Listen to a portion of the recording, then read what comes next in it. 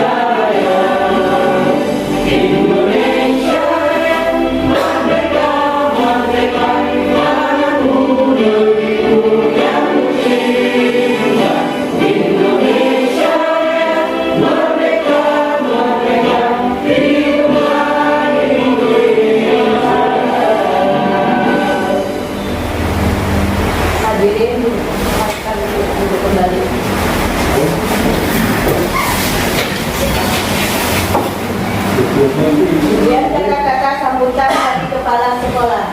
Ada Bapak Bismillahirrahmanirrahim.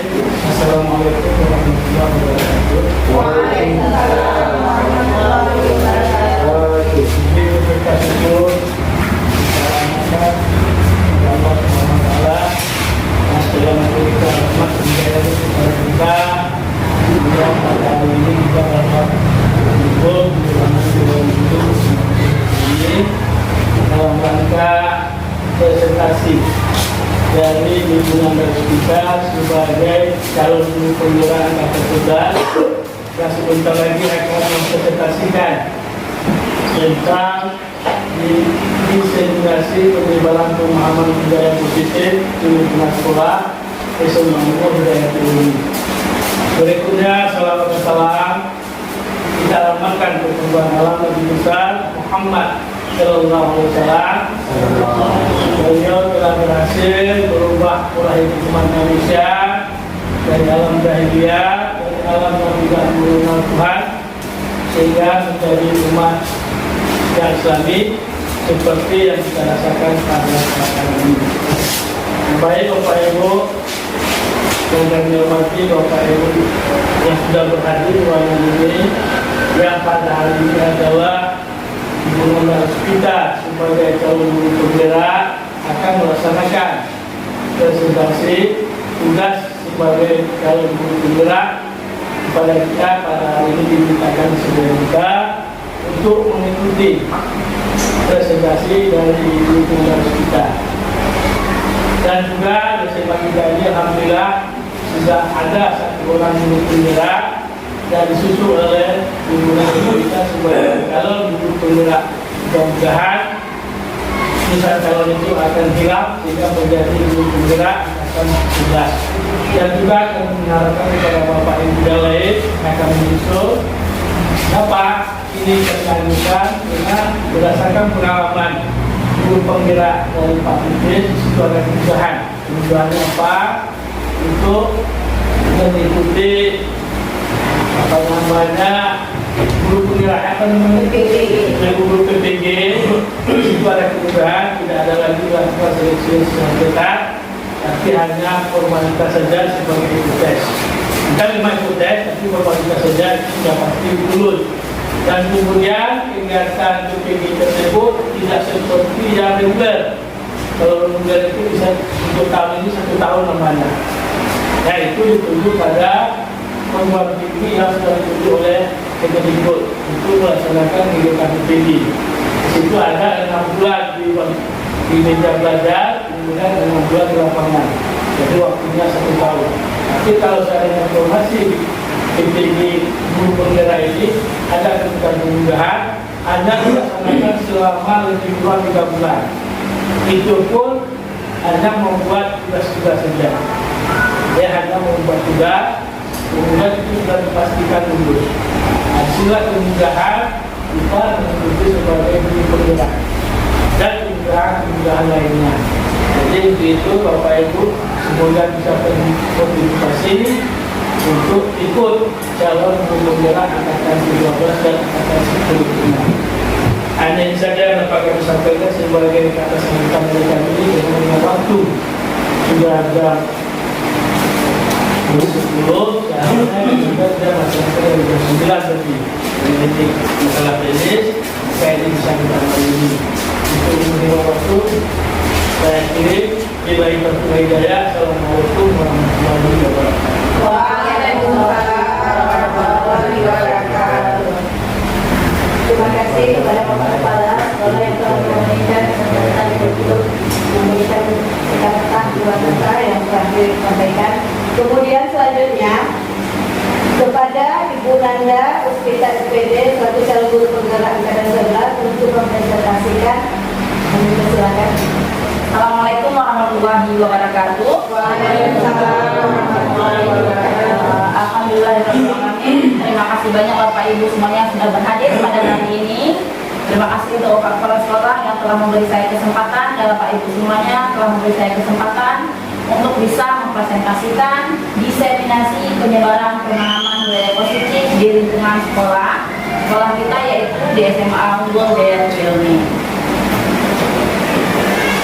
Nah, Bapak Ibu, seperti biasa, sebelum kita mulai kegiatan kita hari ini, kita buat dulu kesepakatan kelas agar kelas kita hari ini menjadi kelas yang nyaman, aman untuk kita semua ya.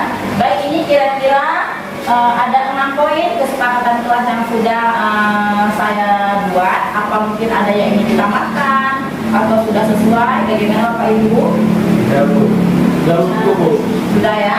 Baik, yang pertama berarti peserta aktif dalam kegiatan. Nanti kita mungkin ada sedikit tanya jawab diskusi, beberapa pertanyaan pemantik. Diharapkan kita semua bisa aktif. Kemudian saling menghormati peserta dan pembicara lainnya, jadi tidak ada yang menyela. Kecuali minta izin dulu. Kemudian etika ketika berbicara. Selanjutnya makan dan minum diperbolehkan yang sudah disediakan. Selanjutnya peserta tetap di ruangan sampai kegiatan selesai. Saya harap tidak ada yang keluar masuk ya Bapak Ibu ya. Mungkin yang ambil foto aja, dokumentasi nanti yang ini. Kemudian kebersihan kelas kita jaga bersama agar kegiatan kita tetap berjalan dengan aman dan nyaman. Nah, Bapak Ibu semuanya, adapun topik diseminasi yang kita hari ini itu ada 6 topik yang akan kita bahas, yaitu topik pertama tentang disiplin positif dan nilai-nilai kebajikan universal. Yang kedua itu ada teori motivasi, hukuman dan penghargaan serta restitusi. Nah, di sini nanti kita akan belajar banyak nih dari kita sebagai seorang guru. Mungkin sebelumnya nanti akan ada melakukan melakukan hukuman penghargaan dari. Nah, di sini nanti kita akan belajar banyak. Kemudian yang ketiga tentang keyakinan kelas, keempat tentang kebutuhan dasar manusia, 5 tentang posisi kontrol, 6 tentang segitiga restitusi. Mungkin Bapak Ibu masih sangat awam yang belum tahu ya, belum ikut sebagai guru penggerak, mungkin sangat awam dengan beberapa kata-kata ini. Nanti sama-sama akan kita diskusikan di dalam kegiatan presentasi hari ini. Nah, sebelum kita mulai, ada 2 pertanyaan pemantik yang mungkin nanti akan Bapak Ibu jawab. Pertanyaan pemantik pertama, pemberian hukuman dapat mendisiplinkan siswa. Kira-kira benar atau tidak? Pemberian hukuman dapat mendisiplinkan siswa. Tidak benar. Tidak benar. Yang lain? Benar. Benar. Masih bervariasi ya? Oke. Kemudian yang kedua, pemberian hadiah meningkatkan prestasi siswa. Benar. Sangat benar. Benar. Tidak. Tidak. Oke, baik. Kemudian keren. Baik, pertanyaan pertama, pemberian hukuman dapat mendisiplinkan siswa. Tadi ada yang jawab benar, ada yang jawab tidak benar. Nah, nanti di sini kita akan membahas kira-kira di 5 posisi kontrol kita sebagai guru nanti ya, ada di materi itu, apakah pertanyaan pertama ini benar atau tidak nanti akan terjawab. Ya. Yang kedua, pemberian hadiah meningkatkan prestasi siswa. Ini juga nanti akan terjawab selama diskusi kita nanti hari ini. Jelas Bapak Ibu ya? Ini ingat ya, pertanyaan pemantik pertamanya. Nanti kita akan tarik lagi ketika dapat ketemu dengan materinya. Nah, sebelum kita masuk materi lain, kita ada game kepalan tangan namanya. Coba perhatikan Bapak Ibu, game kepalan tangan ini instruksinya mungkin boleh saya panggil 2 orang di depan untuk kita praktekkan. Boleh ya? Silakan Pak Mu mungkin dengan Pak Arma. Pak Mu dengan Pak Arma ya. Biar kita praktekkan. Nah, yang Anda di sini siapa? Pak Mu atau Pak Arma? Yang Anda di sini. Pak Mu ya. Berarti Anda dan teman Anda ya akan melakukan kegiatan cobalah buka. Nah, Anda adalah A, tugas Anda adalah menggepalkan salah satu tangan Anda. Coba Anda bayangkan, di dalam kepalan tangan Anda menyimpan sesuatu yang sangat berharga. Di dalam kepalan tangan Anda perlu menjaga benda tersebut sekuat tenaga Anda, karena begitu pentingnya untuk kehidupan Anda. Tugas rekan Anda atau yang B Pak Arma adalah mencoba segala cara untuk membuka tangan Pak Mufni tadi. Jelas? Boleh dengan cara membujuk, menghardik, mengintimidasi, memarahi, menggoda, menggeliti, bahkan menawari hal-hal apa yang lain. Bagaimana cara Pak Arma bisa membuka tangan Pak Mu? Jelas? Nah, jelas ya? Intinya Pak Mu tadi menjaga tangannya untuk tidak dibuka oleh orang lain. Oke? Oke? Kita mulai ya. 1, 2, ya, tangan terkepal. Pak Arma harus membuka tangan Pak Mu. Gimana itu caranya? Rayu. Kalau rayu boleh merayu, menonjol. Bebas. Habis itu aku ya. 5 detik terbuka. Bebas. Nah, silakan. Kita mulai ya. 1, 2, 3. Terserah. Mau gimana caranya terbuka? Nah, terserah gimana caranya merayu.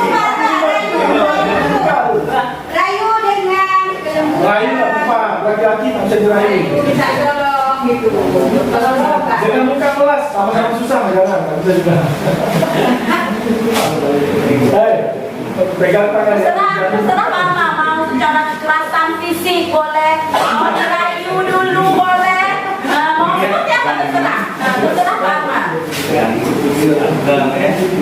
Disolok lagi. Pokoknya terserah, pokoknya harus terbuka tangan Pak Mom. Gimana caranya? Ini. Terserah Pak.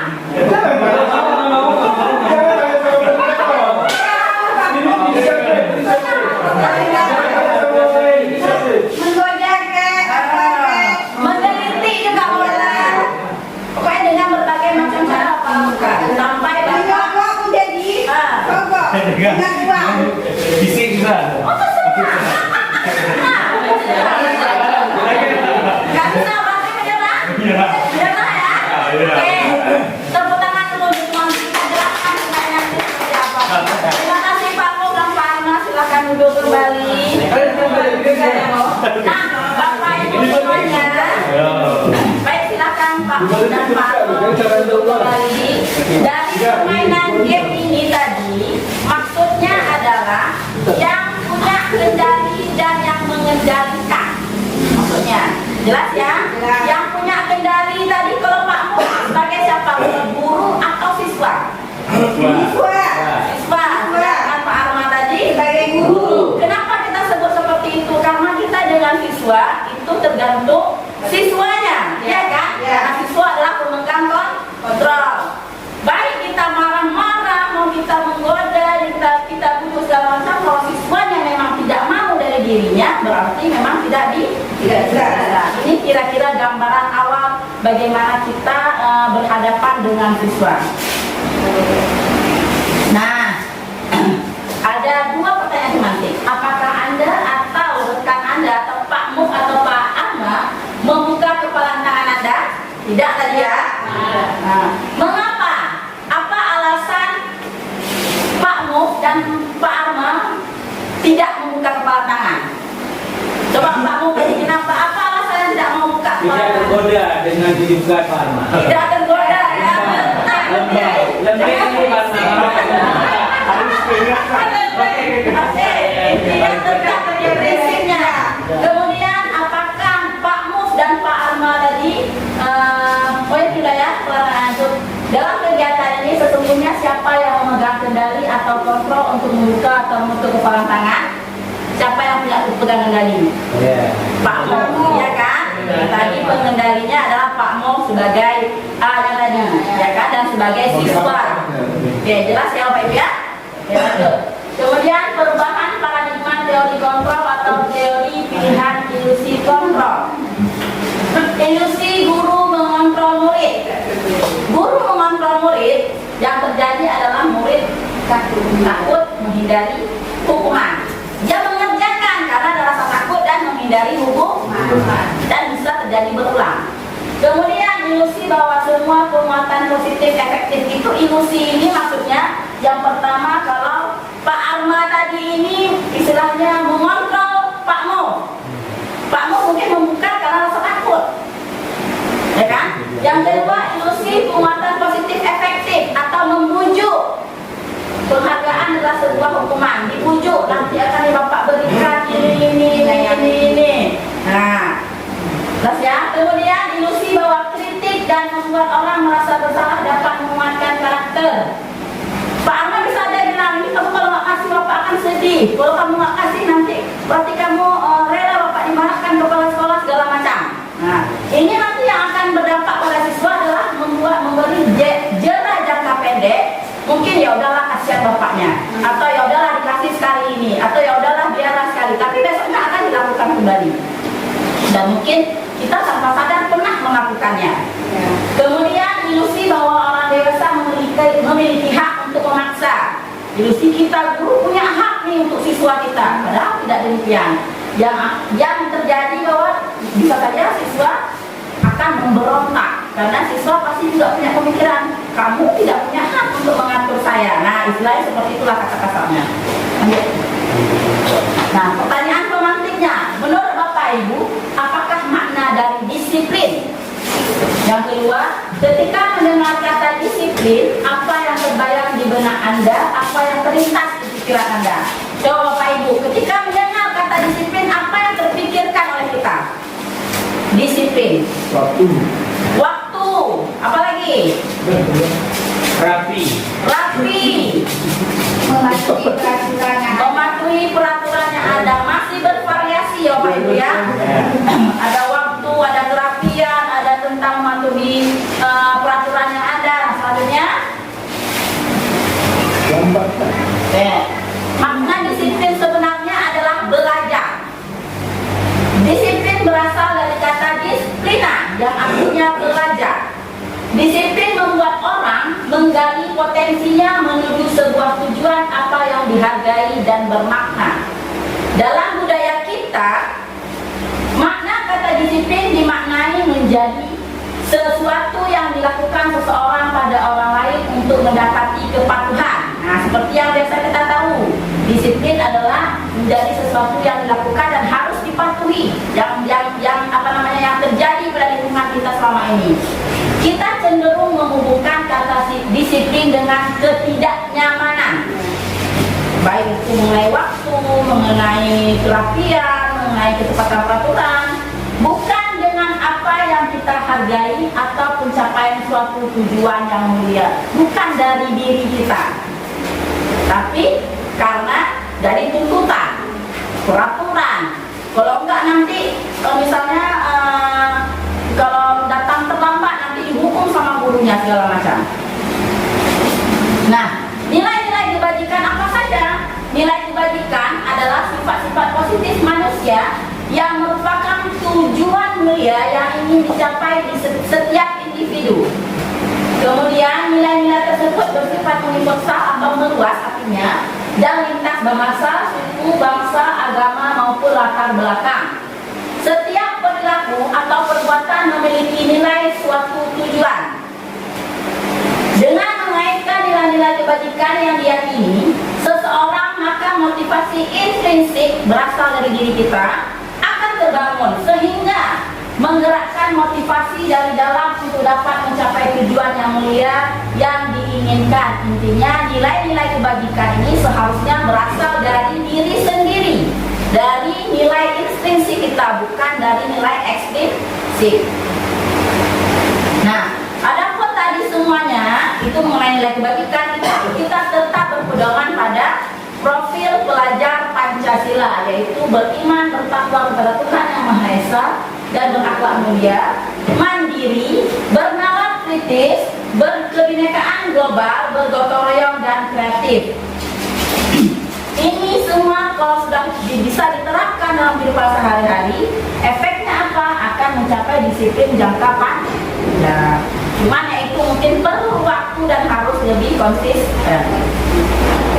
Nah, ada lagi pertanyaan romantis. Sebagai seorang pendidik, saat hadir di kelas tepat waktu, motivasi apakah yang mendasari tindakan Anda? Apakah Anda hadir karena tidak ingin ditegur oleh atasan dan mendapat surat teguran, atau mendapat penghargaan dari atasan sebagai guru berprestasi, atau Anda ingin menjadi orang yang berusaha menghargai waktu dan bertanggung jawab serta menghargai diri Anda sendiri sebagai teladan bagi murid-murid Anda? Coba Bapak Ibu, kira-kira selama ini kita hadir tepat waktu itu karena apa? Apakah karena takut ditegur kepala sekolah, atau karena ingin mendapatkan penghargaan sebagai bentuk prestasi kita, atau karena kita memang bertanggung jawab dan menghargai diri kita agar dapat jadi contoh bagi anak-anak? Yang mana kira-kira yang selama ini kita lakukan? Bertanggung jawab dan Menghargai dan berhargai diri. Oke, berarti alhamdulillah ya, menghargai waktu dan bertanggung jawab serta menghargai diri sendiri sebagai teladan bagi muridmu. Itu yang seharusnya kita sebagai pendidik lakukan. Mudah-mudahan untuk kedepannya kita konsisten untuk baik tepat waktu, peraturan segala macam demi kebaikan kita bersama.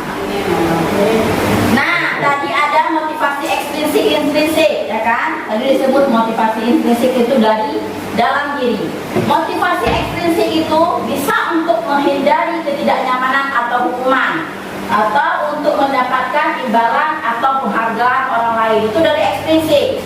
Nanti kalau nggak dilakukan peraturannya, nanti misalnya kepala sekolahnya marah, atau misalnya gurunya marah kalau dengan siswa, atau nanti dihukum sama gurunya, atau kalau ketika saya melakukan nanti dapat ujian atau dapat hadiah segala macam. Itu namanya dari luar, dari ekstrinsik. Tapi kalau dari dalam diri kita itu disebut dengan motivasi intrinsik, yaitu untuk menjadi orang yang mereka inginkan dan menghargai diri sendiri dengan nilai-nilai yang mereka percaya. Jadi kita punya prinsip, kita punya tanggung jawab, dan kita harus melakukan tanggung jawab itu sesuai dengan apa yang seharusnya dan berasal dari keinginan masing-masing. Jelas ya Bapak Ibu ya? Jelas. Selanjutnya, nah, apa yang Bapak Ibu lakukan saat murid melakukan pelanggaran yang ada, memberikan hukuman, konsekuensi, atau restitusi. Selama ini bagaimana? Kalau ada siswa yang melakukan pelanggaran, apa yang kita lakukan Bapak Ibu? Beri hukuman ya, restitusi. Ada lagi? Bisa dari guru tiga-tiganya itu. Tiga-tiganya, berarti ya, ada hukuman, ada konsekuensi, ada restitusi. Baik, selanjutnya kita akan jelaskan apa itu tadi mendengar, apa itu restitusi. Jadi di sini ada perbedaan hukuman, konsekuensi, dan restitusi. Disebut identitas gagal apabila kita melakukan hukuman, dan identitas sukses apabila kita melakukan konsekuensi dan restitusi untuk mendisiplinkan. Apabila yang pertama, sesuatu yang menyakitkan harus terjadi. Ini hukuman ya, contoh hukuman. Kemudian tidak nyaman untuk murid atau anak untuk jangka waktu panjang. Misalnya kita membuat hukuman yang akhirnya membuat jera sampai ke mental dan fisik, seperti itu jangka panjang. Kemudian korban mendapatkan keadilan. Jadi yang tersangka tadi tentu dihukum sehabis-habisnya lah istilahnya ya. Kemudian murid atau anak akan tersakiti, baik secara fisik maupun mental. Karena kita mungkin tanpa sengaja memang tidak memukul, tapi mengeluarkan kata-kata yang sangat menyakitkan. Kemudian perilaku pasif agresif meningkat, itu bisa jadi penyebabnya, jadinya makin agresif. Kemudian sistem tidak akan berjalan bila murid tidak takut. Ini yang hukuman ya, kan ada kadang murid dimarahin guru malah menantang. Nah itu hukuman, itu salah satu efeknya. Jadi kenapa nanti mungkin ada guru dan siswa yang beragama, itu karena mungkin efek dari hukuman. Kemudian berlaku hanya pada sebuah institusi, tidak berlanjut pada kehidupan nyata. Mungkin dia akan takut cuma di sekolah dengan guru tersebut, tapi kalau di rumah mungkin bisa jadi cemooh atau apa sebagainya. Itu disebut identitas gagal dan apa namanya, hal yang tidak boleh dilakukan oleh seorang pendidik seharusnya. Nah, disebut identitas sukses apabila kita mendisiplinkan itu dengan cara konsekuensi dan sebaiknya restitusi.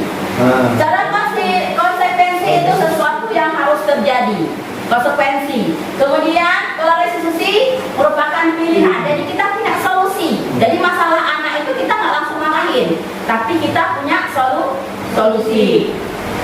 Kemudian tidak nyaman, konsekuensi tidak nyaman untuk murid atau siswa jangka pendek. Kemudian kalau restitusi menguatkan murid untuk murid atau anak dalam jangka waktu panjang. Jadi kita tidak membuat down siswa kalau restitusi. Kemudian korban bisa diabaikan, konsekuensi korban mendapatkan ganti istilahnya. Kalau seandainya ada kasus anak merobek buku yang lain misalnya, berarti yang korbannya itu yang tersangkanya itu akan kita suruh ganti bukunya atau kita suruh ganti mencatat, seperti itu. Intinya korbannya dapat ganti daripada kerugian dia. Kemudian murid atau anak dibuat tidak nyaman dengan secara konsekuensi. Kalau restitusi, murid anak mendapatkan penguatan positif dari kita. Jadi istilahnya kita bisa bilang nggak apa-apa nak, anak juga manusia punya kesalahan segala macam, tapi jangan diulangi. Kemudian penguatan hanya bertahan dalam jangka pendek. Sedangkan kalau menggunakan restitusi, masalah terpecahkan. Ada solusinya, masalah terpecahkan. Selanjutnya, memerlukan monitoring dan supervisi terus-menerus dari guru. Jadi harus dipantau kalau konsekuensi ya. Kalau yang kalau yang hukuman udah jelas ya, bisa jadi muridnya memberontak. Tapi kalau dengan konsekuensi, kita harus pantau siswanya terus, jangan sampai diulang lagi. Tapi dengan cara restitusi, murid belajar tanggung jawab untuk perilakunya. Jadi kita solusinya, kemudian bagaimana murid bisa bertanggung jawab. Selanjutnya, membantu penerapan mengikuti peraturan dalam masyarakat. Sedangkan restitusi fokus pada pemecahan masalah dalam waktu panjang. Intinya, siswa ketika kita melakukan penyelesaian masalah disiplin dengan cara restitusi, siswa itu punya gambaran apa kesalahannya, bagaimana cara dia menyelesaikan. Akhirnya masalah yang seharusnya mungkin besar sekali bagi siswa terpecahkan. Nah, dan ini berbagai masalah lagi, mungkin silahkan Bapak Ibu baca sendiri. Kita mungkin biasa nih, ini contohnya ya, hukuman. Peraturannya adalah misalnya peraturannya siswa itu telat misalnya ya. Peraturannya kan kita datangnya jam 7.45. disebut penghukum sebagai seorang guru. Seharusnya apa? Kalau konsekuensi, kita tanyakan dulu, apa peraturannya nak? Kemudian mampukah kamu melakukannya? Dan jangan lupa tetap kita harus memberikan ucapan terima kasih ataupun penguatan untuk si anak. Mungkin itu yang jarang kita lakukan Bapak Ibu ya. Tapi mulai hari ini kita harus sudah tahu ilmunya, kita harus mulai sedikit melakukan. Selanjutnya kalau restitusi seperti apa? Apa yang kamu yakini? Ya kira-kira kamu lakukan itu kenapa? Apa yang kamu yakini untuk melakukan itu? Kemudian apa yang bisa kamu lakukan untuk memperbaiki masalah ini? Nah, kita cari solusi sama-sama. Kalau anaknya telat berarti apa kira-kira nak? Karena entah karena dia bangun tidur telat. Kenapa kira-kira dia telat bangun tidur? Mungkin dia main HP tengah malam segala macam. Dan kita harus korek semua itu. Nah, murid anak belajar menyembunyikan kesalahan. Hukuman juga memberikan efek siswa berbohong. Nah, akhirnya apa? Siswa atau murid atau anak belajar menyembunyikan kesalahan. Kemudian mencoba mengontrol anak dengan penguatan negatif, membayar imbas kesalahan. Akhirnya apa? Mungkin dia akan mencontoh apa nih hal yang tidak baik dilakukan gurunya tadi akan dilakukan kepada temannya. Caranya tadi, gurunya melakukan dengan cara kekerasan, dia akan contoh berarti dengan kawannya pun akan seperti itu juga. Imbas. Kemudian dampak pada murid akan marah, merasa bersalah, rendah diri dan mengasingkan diri. Ini salah satu mungkin kita nggak sadar kenapa ada siswa-siswa yang memberontak, siswa yang apa-apa kita bilang mustahil segala macam. Mungkin karena kita sering beri hukuman selama ini, ya. Kemudian tiba-tiba tidak diharapkan atau sangat melukai, dibuat kemudian menyakitkan, guru menjalani konsekuensi dengan menyalahkan, mengkritik, menyindir, merendahkan. Ini mungkin tolong untuk kita semua jangan sampai menjadi seperti guru seperti ini. Alhamdulillah ya sejauh ini tidak ada ya guru yang merendahkan siswa, yang mengkritik, menyindir, apalagi menyudut-nyudutkan. Mudah-mudahan tidak menjadi guru penghukum kita semua Bapak Ibu ya. Nah, selanjutnya apa? Konsekuensi dan restitusi. Yang terbaiknya restitusi. Murid atau anak belajar memecahkan masalah, kemudian anak paham bahwa dirinya sendiri yang pegang kendali seperti Pak Mus tadi, yang pegang kendali itu kita sendiri, kita adalah peran utamanya, ya kan? Kemudian murid atau anak tidak kehilangan waktu namun bersemangat untuk memperbaiki diri. Kemudian berupa undangan untuk mengadakan restitusi, kemudian dibuat oleh murid untuk atau anak.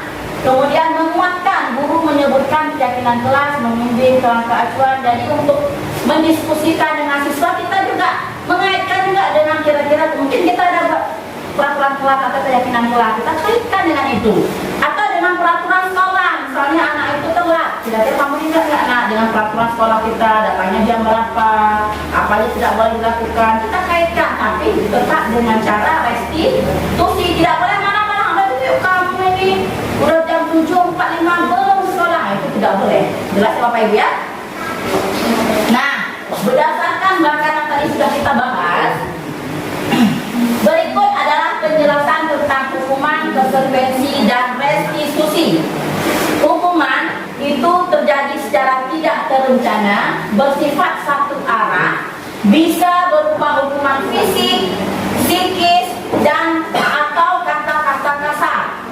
Konsekuensi itu bersifat terencana, sudah disepakati, bentuk-bentuk konsekuensinya dibuat oleh pihak guru atau sekolah. Kemudian kalau restitusi, proses menciptakan kondisi bagi murid untuk memperbaiki kesalahan mereka, sehingga mereka bisa kembali pada kelompok mereka dengan karakter yang lebih kuat. Kira-kira dari ketiga ini yang mana nih yang lebih banyak? Dari kita Bapak Ibu, tadi kan Pak Kepala Sekolah sudah bilang tiga-tiganya sudah melakukan. Yang mana Bapak Ibu? Sedikit rendah Ya. Yang tadi Bu, silakan yang sebenarnya ini kan teori.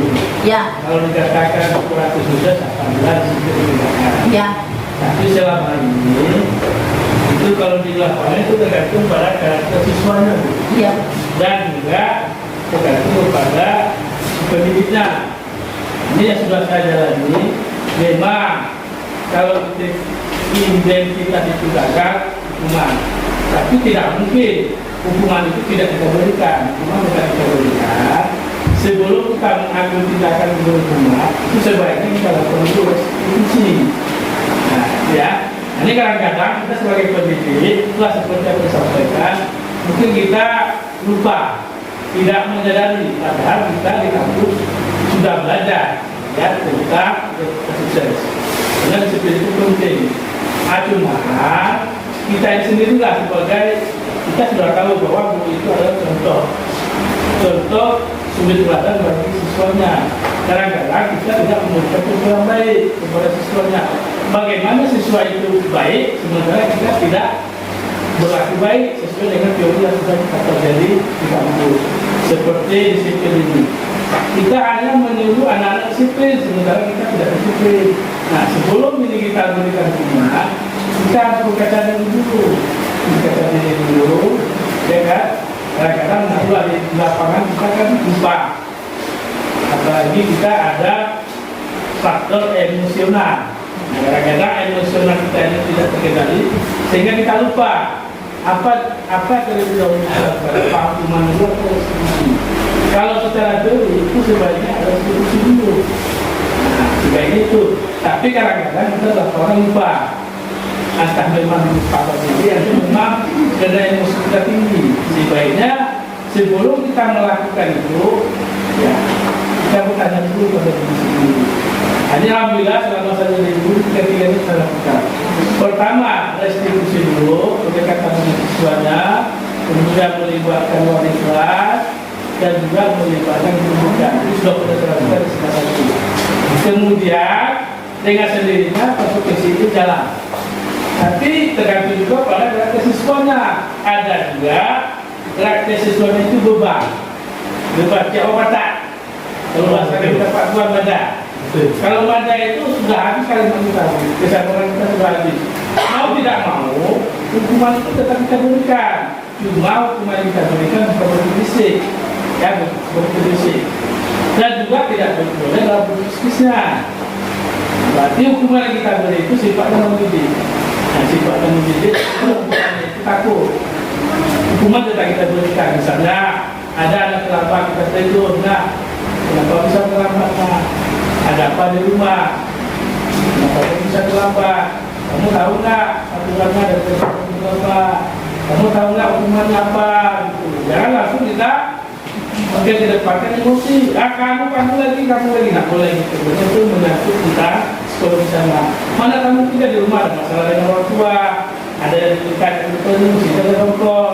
Jadi dia bertingkah, buat sekolah terlambat, padahal itu lagi tiba-tiba ada masalah di rumah, dia melampiaskan kebutuhan itu ke sekolah, sengaja dia terlambat. Jadi, cara kita menunggu jangan berubah. Pertama kita beri dulu restitusi. Kalau memang anak itu beban, tidak bisa kita obati, mau tidak mau kita serahkan ke wali kelasnya. Dan kalau memang nggak sanggup kita harus ikut campur lagi ke sekolah. Itu juga kata-kata terakhir. Jadi sebaiknya ini memang suatu ini mengingatkan kita kali ini kalau kita tidak tahu, sudah tahu dari awal, cuma mungkin kita lupa dengan menggunakan emosi pada sudah ini, maka marilah mulai dari sekarang supaya anak-anak ini tidak namanya sakit-sakit kepada dunia. Padahal itu adalah kesulitan bagi siswanya. Demikian. Terima kasih banyak Bapak untuk penambahannya, mengingatkan kita kembali ya Pak Ibu ya, untuk tidak menjadi guru yang selalu memberi hukuman kepada anak, tapi kita mulai dengan restitusi dulu. Kemudian kalau seandainya restitusi tidak mempan, baru kita ke konsekuensi, dan terakhir yang kita hindari adalah hukuman. Tapi ya kalau seperti yang Pak bilang tadi, kalau memang muridnya memang di luar super duper yang kita bilang ya, memang tidak bisa diobati lagi, ya terpaksa mungkin hukuman secara pendisiplinan seperti itu. Tapi tidak dengan fisik atau psikis, apalagi dengan kata-kata yang kasar. Kita lanjut ya. Baik. Ya silakan Pak Sapro. Untuk ini kita melengkapi kita bisa melihat kembali seperti kata kepala sekolah.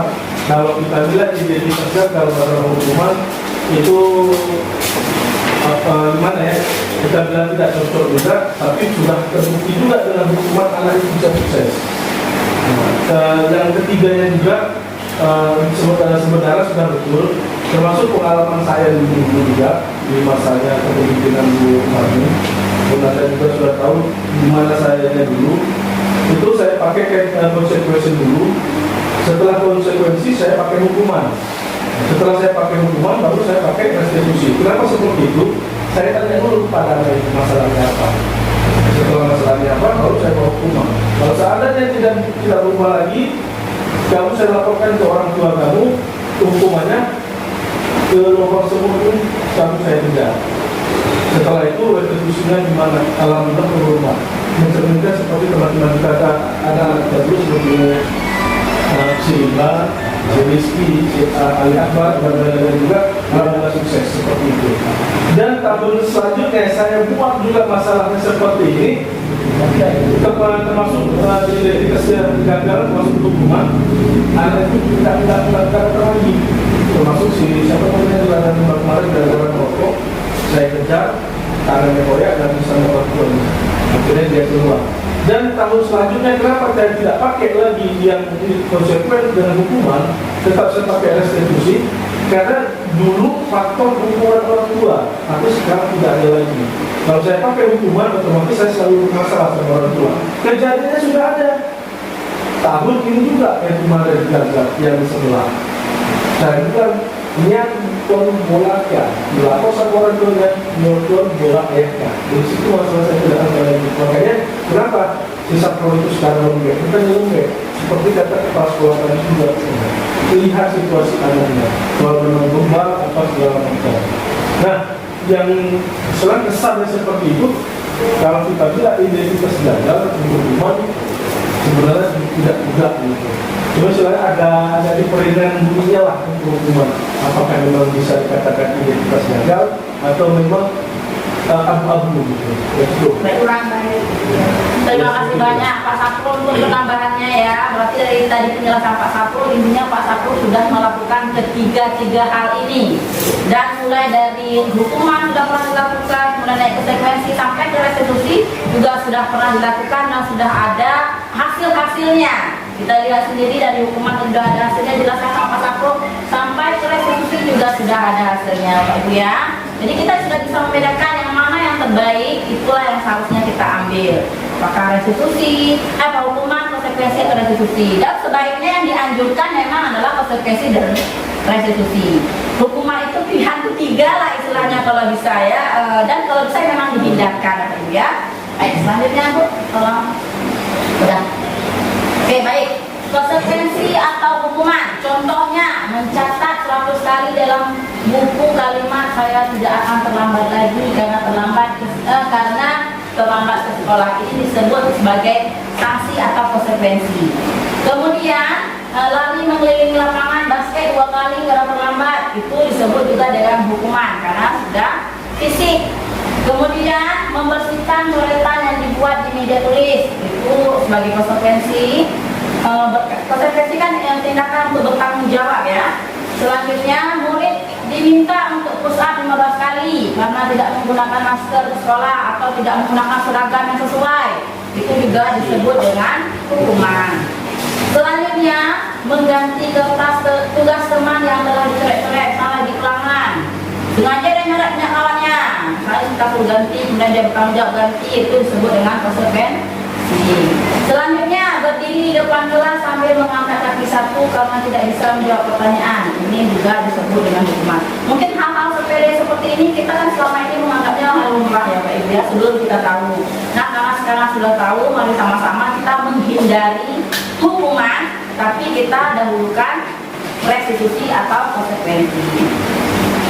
Baik, nah restitusi adalah proses menciptakan kondisi bagi murid untuk memperbaiki kesalahan mereka sehingga mereka bisa kembali pada kelompok mereka atau dengan teman-teman mereka dengan karakter yang lebih kuat. Jadi misalnya ada anak-anak yang masih bisa dinasihati, kita istilahnya nasihati dengan cara restitusi sehingga nanti anak tersebut bisa kembali dengan teman-temannya dengan lebih positif lagi. Selanjutnya, restitusi juga merupakan proses kolaboratif kerjasama yang mengandalkan murid untuk mencari solusi untuk masalah mereka dan membantu murid berpikir tentang seperti apa yang mereka inginkan dan bagaimana mereka harus memperlakukan orang lain. Intinya restitusi ini kita mengajak siswa kita atau mengajak teman kita untuk bisa berpikir kita tuh seperti apa, maunya gimana, mau berhadapan dengan orang seperti apa, dan kita berharapnya orang menganggap kita itu seperti apa. Jadi anak itu bisa berpikir secara terbuka. Nah, pernahkah Bapak Ibu memberikan penghargaan atau hadiah kepada murid karena melakukan sesuatu? Dari pertanyaan tadi ya, kira-kira pernah ya? Sering malah kita lakukan ya. Hadiah itu bisa berupa benda, bisa berupa apresiasi, mungkin jempol segala macam, itu kan sebagai bentuk ini juga untuk siswa. Saya setiap hari masuk kasih hadiah. Kasih apa dia Pak? Yang bisa menjawab pertanyaan kasih pulsa. Kasih pulsa. Oh, ini mau kami nanti ini siapa yang bisa dapat pulsa? Ini mau dapat sponsor ya. Nah, dihukum oleh penghargaan, ini judulnya. Kita bacakan sama-sama. Saat kita berulang kali menjadikan hadiah kepada anak-anak agar berperilaku bertanggung jawab atau kepada seorang murid agar mempelajari sesuatu yang baru, kita sedang berasumsi mereka tidak dapat melakukannya atau mereka tidak akan memilih melakukannya. Ini pernyataan dari Al-Fikal. Nah, penghargaan yang menghukum dan penghargaan yang tidak efektif. Penghargaan yang menghukum mereka yang tidak mendapatkan penghargaan, misalnya dalam sistem ranking, mereka mendapat ranking kedua atau merasakan yang dihukum. Dan di sini mungkin sistem ranking seharusnya memang sudah dihapuskan ya oleh pemerintah. Karena kenapa mungkin nanti ada terjadi kecemburuan sosial. Nah, ini yang disebut kenapa penghargaan yang menghukum. Yang merasa terhukum itu adalah ranking 2. Yang paling merasa terhukum. Kenapa? Karena mungkin yang merasa kami belajarnya sama segala macam, tapi saya nggak bisa dapat ranking 1. Nah, mungkin secara kalau kita dari guru mungkin nggak melihat itu karena kita memberi nilai, tapi yang merasakan adalah siswa-siswi kita. Kemudian penghargaan yang tidak efektif. Jika kita memberikan seseorang atau suatu penghargaan untuk melakukan sesuatu, maka kita harus terus-menerus memberikan penghargaan itu jika kita ingin orang tersebut meneruskan perilaku yang kita inginkan. Ini yang kita takutkan. Contoh, kita beri hadiah misalnya kepada anak karena dia rajin, predikat siswa yang paling rajin pergi sekolah. Takutnya akan berimbas pada seandainya tidak diberikan lagi sertifikat atau penghargaan, nanti anaknya akan malas. Nah, ini efek negatifnya lah kita bilang, karena semua perbuatan pasti ada positif negatifnya. Positifnya mungkin akan meningkatkan semangat dia, tapi negatifnya ketika tidak kita berikan, maka dia akan melakukan perbuatan yang sebaliknya. Demikian Pak Ibu ya. Jadi boleh nggak kita beri hadiah? Boleh. Hanya saja jangan sampai mengikat seseorang atau siswa-siswi kita atau murid-murid kita itu sampai dia terikat dengan hadiah yang kita berikan. Sampai dia kalau nggak kita berikan nggak mau dikerjakan. Contoh misalnya anak-anak kita lah. Nanti kalau kamu buat ini nanti ibu kasih ini. Tapi kalau nggak dikasih nggak mau dibuatnya. Ini salah satu efek dari pemberian hadiah kita ini. Jelas Bapak Ibu ya. Kemudian penghargaan merusak hubungan. Ketika seseorang diberi penghargaan atau dipuji di depan orang banyak, maka yang lain akan merasa iri. Dan sebagian dari mereka akan tidak menyukai orang yang diberi penghargaan tersebut. Nah, ini mungkin artinya merusak hubungan dengan contoh misalnya, hari ini saya tampil hari ini mungkin diapresiasi oleh kepala sekolah. Takutnya ada beberapa dari teman-teman kita merasa iri, jadinya akhirnya nggak mau berteman lagi, nggak mau bicara lagi. Itu yang ditakutkan, ya seperti itu Bapak Ibu ya. Kemudian penghargaan mengurangi ketepatan. Banyak yang mendapatkan penghargaan ternyata jawabannya kurang tepat dibandingkan di awal tidak janjikan penghargaan. Jadi istilahnya kalau tanpa sebenarnya di awal tanpa janjikan penghargaan dia melakukan hal-hal yang baik, di tepat waktu segala macam. Tapi ketika sudah diberikan penghargaan, dia menunjukkan kalau dia itu rajin tepat waktu sehingga nilai-nilai yang seharusnya dari muncul diri sendiri akhirnya malah karena penilaian orang, bukan karena diri sendiri. Nah, itu disebut, dan ini semua adalah efek dari penghargaan atau hadiah tadi. Baik kalau tidak baik, kita lakukan pemberian hadiah seperti yang kita lakukan selama ini. Bagi siswa berprestasi kita berikan hadiah, kita berikan apresiasi. Hanya saja jangan sampai hadiah atau penghargaan itu menggantungkan siswa-siswi kita untuk tidak melakukan apabila kita tidak bisa. Mungkin Bapak Ibu ya. Kemudian penghargaan menurunkan kualitas, yang mendapatkan penghargaan kinerjanya berkurang. Jika tidak mendapatkan penghargaan lagi, mereka tidak mau mengasah kemampuannya lagi. Ini sangat kita takutkan kalau terjadi kepada anak-anak kita. Kemudian penghargaan mematikan kreativitas. Murid-murid diminta berpikir mengenai hadiah atau penghargaan yang bisa mereka dapatkan bila berhasil menulis sebuah puisi contohnya. Kreativitas kelompok murid-murid menjadi berkurang dibanding dengan yang tidak diberitahu tentang hadiah yang bisa mereka terima. Ini efek-efek dari pemberian hadiah. Ini mungkin ada yang terjadi dan ada yang tidak terjadi. Mungkin tidak terjadi di kita, terjadi di orang lain. Nah, mengapa kita memiliki peraturan tentang penggunaan helm pada saat mengendarai kendaraan roda 2 atau motor? Apakah takut ditilang polisi atau untuk keselamatan kita? Nah, ini pertanyaan penting ya. Kira-kira kita pakai helm itu karena apa? Karena takut ditilang polisi atau karena untuk keselamatan kita? Hitam. Takut hitam. Takut hitam. Ada juga orang yang takut hitam. Takut hitam ya, Bu. Takut takut kena angin. Takut kena angin, rusak rambut, rusak jilbab ya. Takut untuk keselamatan. Berarti bukan takut karena kena tilang polisi ya. Nah, karena kita nggak ada polisi ya kita. Kalau ini kita bayangkan ada polisi lah. Nah, di dalam kota. Apakah ada takut polisi atau takut keselamatan? Polisi. Takut polisi. Itu jawaban jujur, takut polisi juga. Jadi kalau seandainya mau mulai misalnya kecelakaan, habis kepala. Polisinya nggak tahu apa-apa. Jadi Ternyata maaf Nanda ya. Ya. Sekarang nah itu di dia polisi. Saya bilang kan. Oh, iya. Nah, ini. Makanya dia akan jawab yang polisi tadi. Saat itu dibilang polisi, mohon maaf Pak Ibu salah mengetikkan. Nah ini Iya.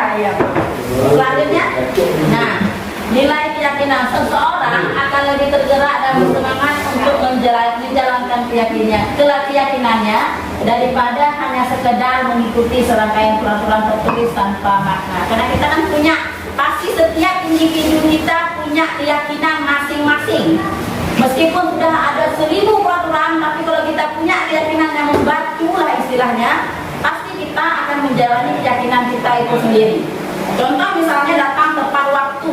Keyakinan kita, saya datang harus jam 7. Kalau misalnya di peraturan 7.45, saya udah biasa 7.30 dari sekolah. Nah, itu kan sudah termasuk keyakinan kita masing-masing. Bagaimana kita menjalankan?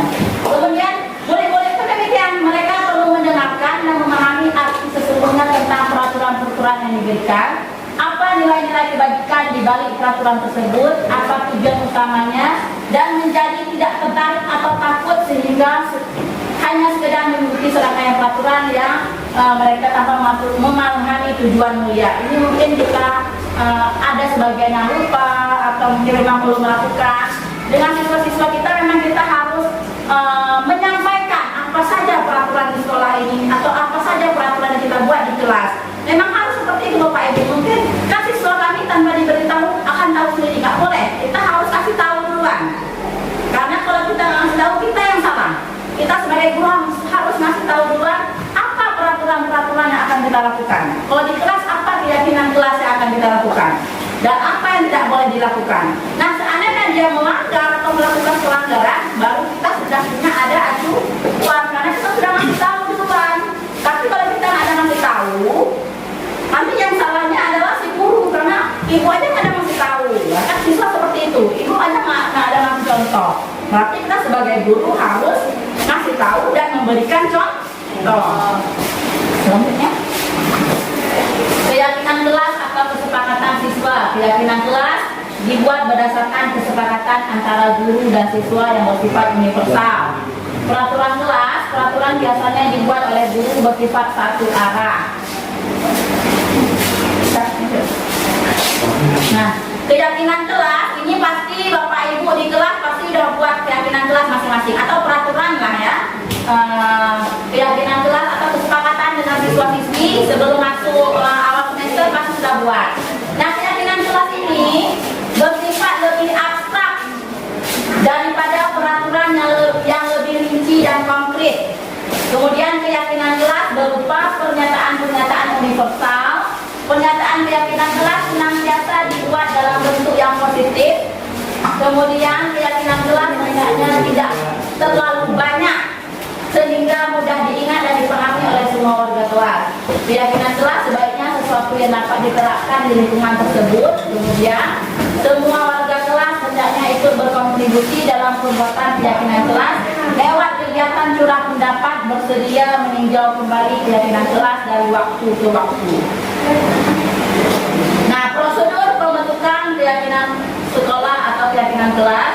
Yang pertama, ini adalah langkah-langkahnya membuat keyakinan kelas. Yang pertama, mempersilahkan warga sekolah atau siswa kita untuk mencurahkan ide tentang peraturan yang akan disepakati.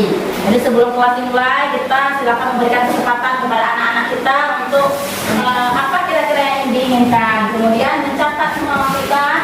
Kemudian ganti kalimat negatif menjadi positif. Contoh misalnya tidak boleh membuli. Nah, kita ganti untuk dari saling menghargai. Jadi kalau keyakinan kelas itu tidak menggunakan kata tidak, ya. Kemudian tinjau kembali curahan pendapat yang terkumpul dan susun menjadi keyakinan kelas. Selanjutnya meninjau dan menyetujui dengan menandatanganinya. Kemudian selanjutnya keyakinan kelas ditempel di dinding kelas masing-masing. Ini untuk wali-wali kelas mungkin atau untuk guru-guru kelas lainnya yang masuk boleh silakan diterapkan membuat keyakinan kelas dengan siswa-siswinya. Nah, contoh penerapan keyakinan kelas itu.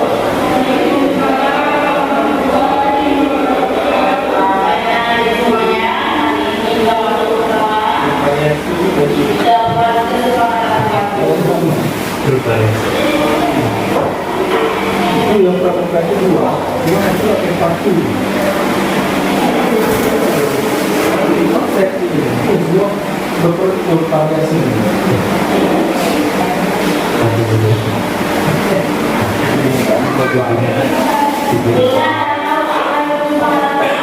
Nah, yang pertama kita jelaskan dulu apa kesepakatan kelas sama anak-anak.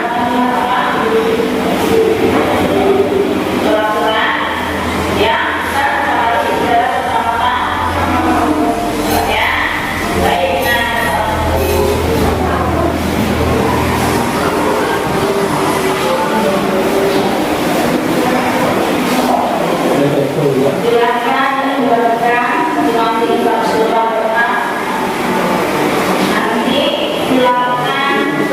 tujuannya untuk menulis kira-kira apa yang diinginkan siswa-siswa. Apa yang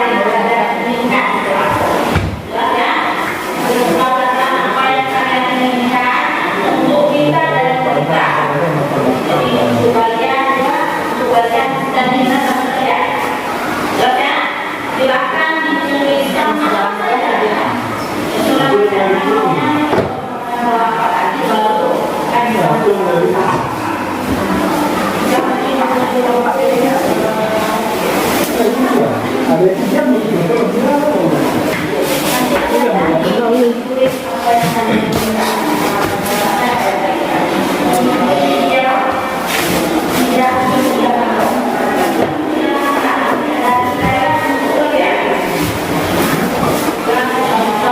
Ada yang di depan.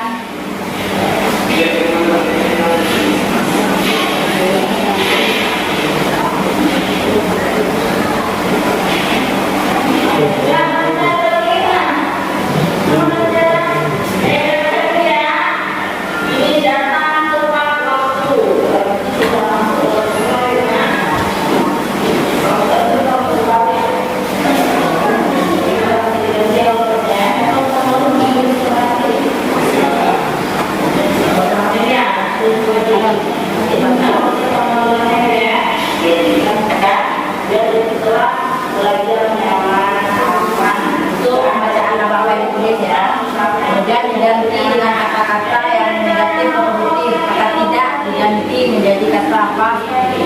Kalau tidak boleh saling mengejek, kita ganti menjadi kata saling menghargai. Ya, jangan saling mengejek, kalau itu ya. Ibu kan saling mengejek, masih siswa kita.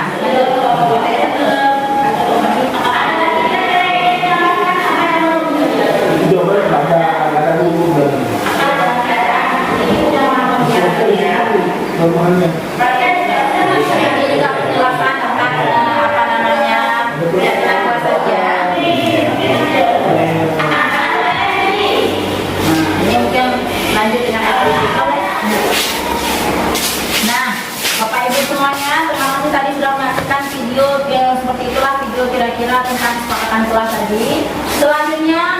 membahas lingkaran 5 kebutuhan dasar manusia.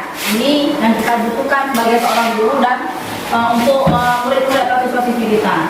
Yang pertama yaitu ada kebutuhan kasih sayang dan rasa diterima, kemudian kebebasan, kesenangan, penguasaan, dan bertahan hidup. Bertahan hidup yaitu kebutuhan yang bersifat fisiologis untuk bertahan hidup, misalnya kesehatan, rumah, dan makanan. Kasih sayang dan rasa diterima, anak-anak yang memiliki kebutuhan dasar kasih sayang dan rasa diterima yang tinggi biasanya ingin disukai dan diterima oleh lingkungannya. Mereka juga akrab dengan orang tuanya, biasanya mereka belajar karena suka pada gurunya. Jadi kan ada siswa kita mungkin yang suka sama Bu Irma, jadi dia memang melatih siswa-siswa yang butuh kasih sayang yang lebih. Kemudian penguasaan atau kebutuhan pengakuan atas kemampuan. Kebutuhan ini meliputi keinginan untuk dianggap berharga, bisa membuat perbedaan, bisa membuat pencapaian, kompeten, diakui dan dihormati. Ini siswa-siswa yang ingin diakui seperti itu. Dia pintar, kita nggak tahu dia pintar, tapi dia berharapnya kita akui dia pintar. Ini siswa-siswa yang ingin menguasai lah istilahnya. Kebebasan atau kebutuhan akan pilihan. Anak-anak dengan kebutuhan kebebasan yang tinggi menginginkan pilihan. Mereka perlu banyak bergerak, suka mencoba-coba, tidak terlalu terpengaruh oleh orang lain, dan senang mencoba hal-hal baru dan menarik. Kalau ada siswa-siswa kita yang senang, misalnya hal-hal yang bebas, kalau belajar tuh nggak mau di ruangan, maunya di luar, atau misalnya lebih suka jalan-jalan, kita lebih ini, itu siswa-siswa kita yang punya pemikiran ataupun keinginan kebebasan. Selanjutnya kesenangan, kebutuhan untuk merasa senang.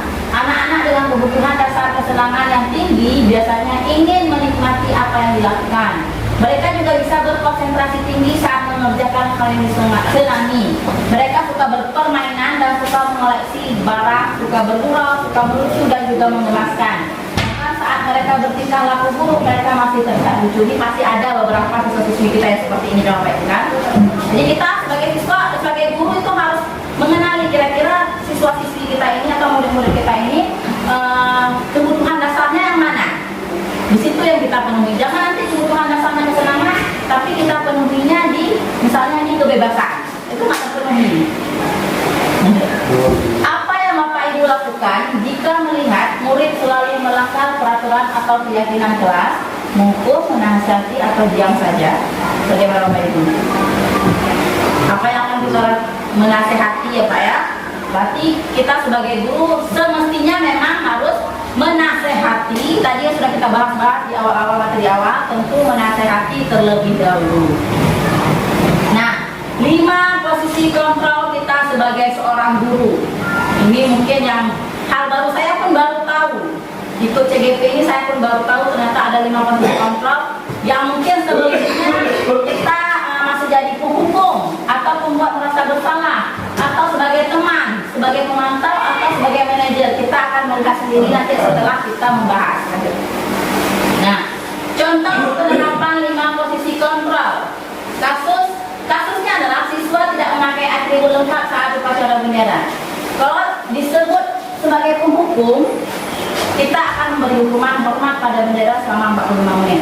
Tapi kalau kita sebagai pembuat merasa bersalah, kita akan melakukan atau memberikan konsekuensi kepada anak, atau kita akan kasih tahu berapa kali bapak atau ibu harus bilang sama kamu selalu saja mengecewakan ibu bapak. Intinya kita selalu mengatakan kata-kata kamu sih membuat bapak atau ibu kecewa dengan cinta kamu. Itu kita sebagai pembuat merasa bersalah.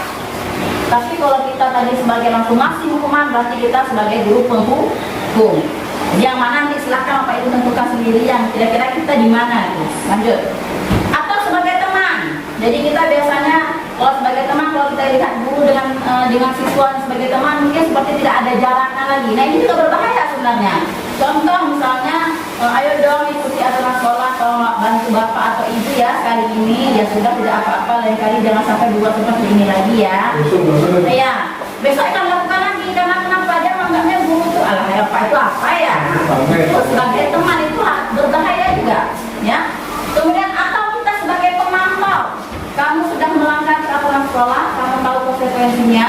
Setelah upacara kamu beli atributnya dan jangan diulangi lagi. Ini konsekuensi apa namanya yang akan dilakukan oleh seorang pemantau adalah memberikan kata-kata yang seperti ini. Ada konsekuensinya dan ada pemecahan masalahnya. Ya, tidak langsung hukum, tidak langsung atau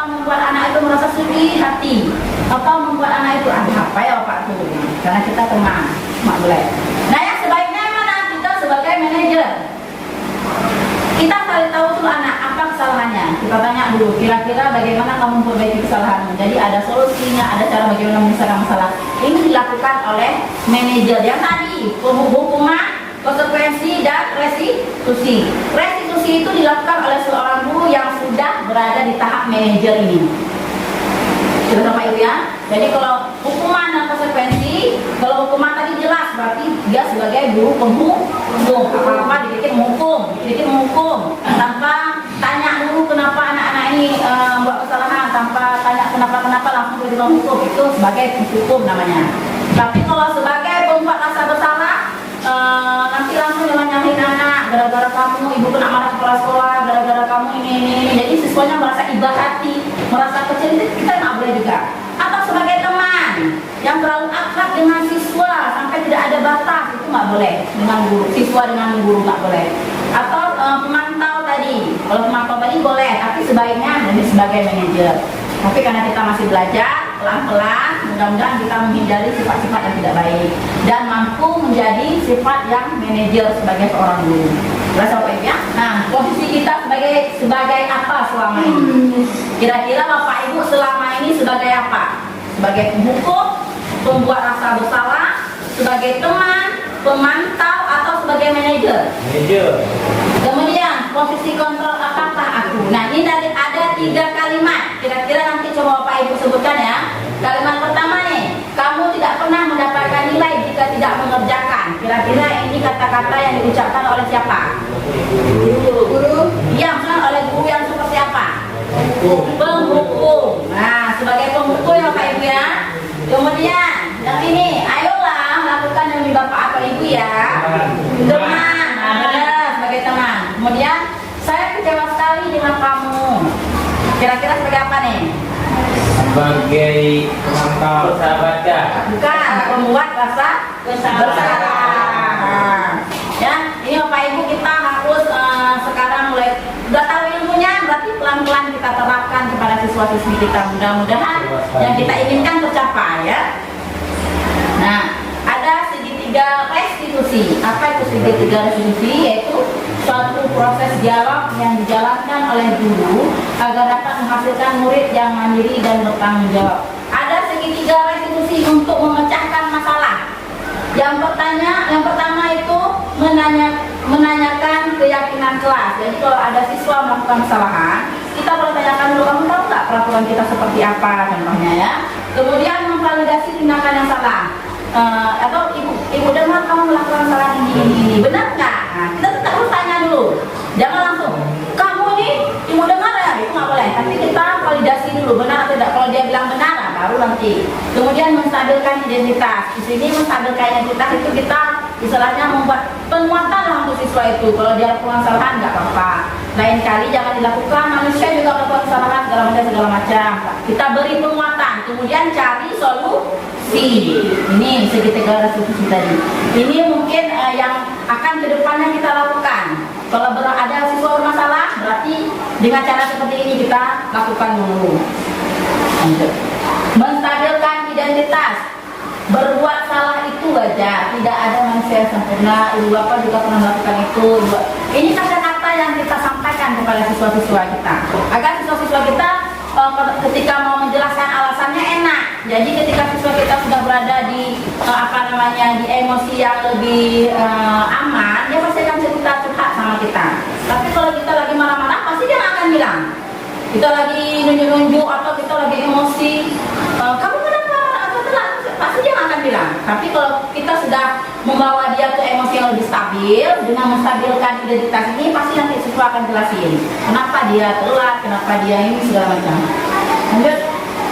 Validasi tindakan yang salah, seperti saya bilang tadi, kita tanya dulu, kira-kira dia tahu nggak kesalahannya. Kadang ada siswa nanti kalau nggak kita tanya, dia tidak tahu kesalahannya apa. Ini yang berbahaya. Jadi kita tanya dulu yang pertama, apa kesalahan yang dilakukan. Lanjut. Nah, menanyakan keyakinan kelas, kesepakatan kelas yang kita buat kira-kira sehubungan nggak dengan misalnya kesalahan yang dia buat tadi. Dia melanggar nggak kira-kira dengan peraturan sekolah misalnya. Kita sangkut pautkan, kemudian baru kita cari solusi sama-sama. Nah, kemudian ada contoh penerapan segitiga resolusi. Ini video yang saya buat dengan siswa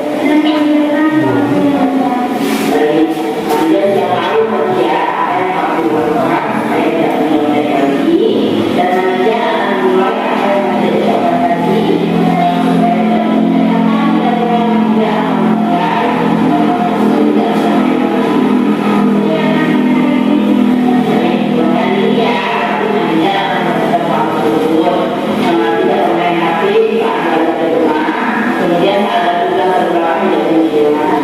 Jadi terima kasih yang mulia. Ibu rasa sudah cukup majelis kita.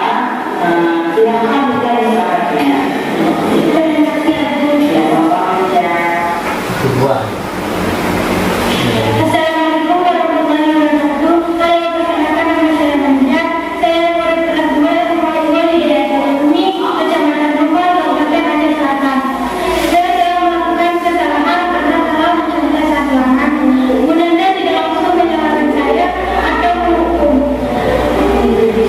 Bu Nanda mengajak saya untuk berdiskusi untuk mengetahui kesalahan saya, dan Bu Nanda juga mencari dan menemukan solusi agar saya tidak mengulangi apa yang saya lakukan.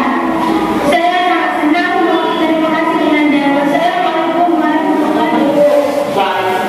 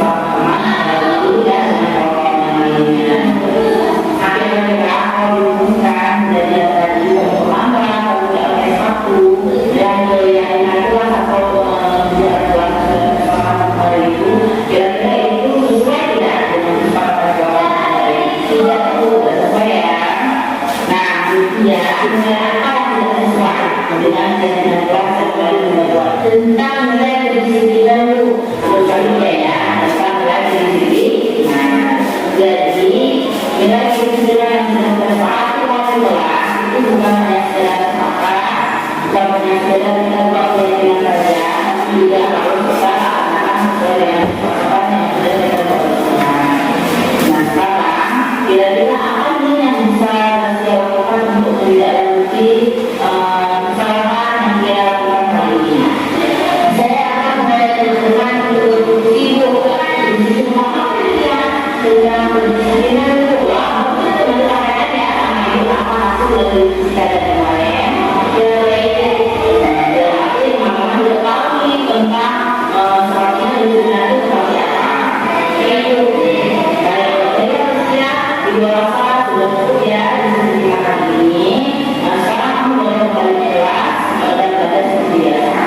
Terima kasih dulu ya sama-sama ya.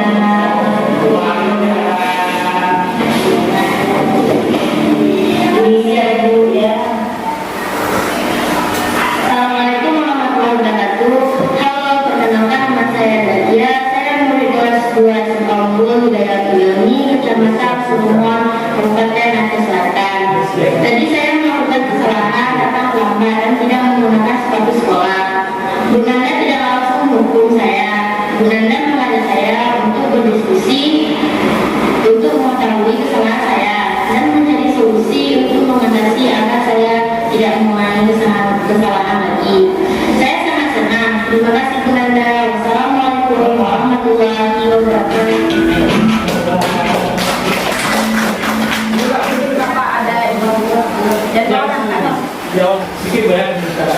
lagi pengalaman kita kalau berubah. Itu saya juga punya pertanyaan. Waktu anak saya SD kelas 5, dia dapat tugas mengerjakan PR matematika. Waktu dia dapat kendala, dia kan ada orang tua itu membantu mengerjakan. Setelah kita ajari, rupanya dia nggak terima. Berarti dia lebih mengidolakan gurunya dan orang. Padahal kita seorang guru, kita anak mesti, mana yang lain yang juga, yang mesti ikut ayat ada hari. Enggak ayat ada, mana kita guru. Jadi berpikir sama saya, artinya apa sebenarnya? Setelah saya cari rupanya itu kasih saya. Berarti selama ini kita kurang bukan mengenai anak, tapi seolah-olah itu maaf ya kesana. Seolah-olah kita seperti anak ayah. Anak kita seperti anak ayah. Seharusnya sebagai orang tua itu kan ada kontak batin. 19 orang yang akan nikah. Itu dalam baik termasuk saya. Kan sampai sekarang masih mengatur sama kita. Padahal sudah saya ajari berbagai macam cara menyelesaikan soal. Ternyata apa yang disampaikan oleh gurunya itu aja yang diterima. Padahal hasilnya lebih singkat, tapi tidak terima. Jadi berpikir luar saya, banyak luar kasih saya. Kemudian setelah saya lakukan sendiri menjadi betul. Kasih saya itu dulu perlu. Kemudian saya datang juga di sana. Bu, terolah ke situ dan kemudian saya. Kenapa? Dia lebih mengidolakan itu daripada saya. Padahal dia akan saya. Kenapa? Dia minta bantu menyelesaikan matematika. Saya kasih orang dulu. Setelah saya jelaskan dia tak terima. Dia lebih menerima dia sendiri. Nah, kurang bagus dari menyelesaikan matematika. Alhamdulillah, sejarah kita dengan dirinya, dan sekarang dengan saudara ini. Nanti salah satu semua perlu saya Terima kasih banyak Bapak. kita semua ya. Terima kasih banyak Bapak untuk mengingatkan kembali kita tentang 5 dasar kebutuhan daripada manusia ya secara umumnya. Dan ini tidak hanya pada peserta didik atau murid kita yang kita terapkan, kepada anak-anak kita di rumah juga kita harus memperhatikan Bapak Ibu ya tentang kebutuhan dasarnya apa. Karena kebutuhan dasarnya kan sayang, tapi kita kasihnya kebebasan, pasti nggak masuk seperti itu Bapak Ibu ya. Untuk sama-sama saling melengkapi. Baik Bapak Ibu semuanya, coba Kak turun ke slide tadi ya. Ini Bapak, ya.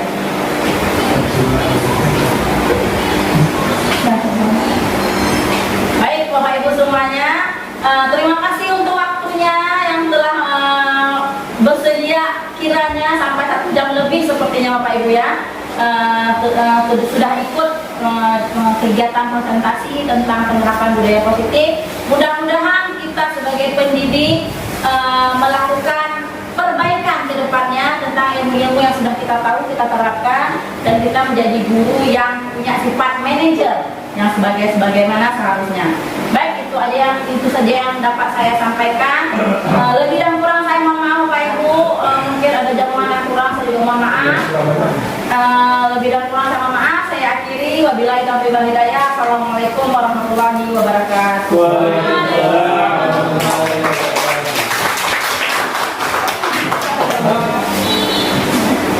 Oke, terima kasih kepada penanda Universitas Cerita menyampaikan presentasinya. Kemudian selanjutnya kita berikan doa yang disampaikan oleh Pak Menteri SPD dan saudara Bapak akan dipersilakan untuk pembacaan doa.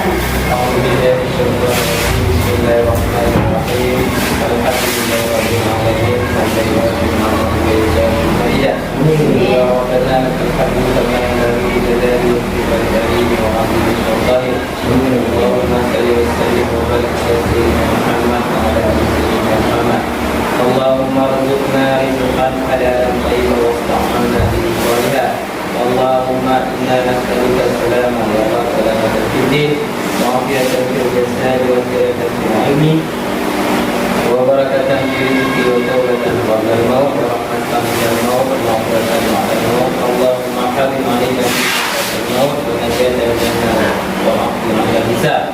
Allahumma inna nas'aluka نسألك الجنة وما يقرب إليها من قول وعمل ونية واعتقاد برحمتك يا أرحم الراحمين ونعوذ بك من النار وما يقرب إليها من قول وعمل ونية واعتقاد برحمتك يا أرحم الراحمين اللهم اغفر لنا ذنوبنا وذنوب والدينا وارحمهما كما ربيانا صغيرا ربنا ظلمنا أنفسنا وإن لم تغفر لنا وترحمنا لنكونن من الخاسرين ربنا آتنا في الدنيا حسنة وفي الآخرة حسنة وقنا عذاب النار صلى الله على سيدنا محمد وعلى آله وصحبه وبارك وسلم سبحان ربك رب العزة عما يصفون وسلام على المرسلين والحمد لله رب العالمين. Terima kasih kepada Pak Surya telah berdoa dan berakhirnya dengan doa ini berakhir pula dengan presentasi yang terkait dengan pakaian acara ini dan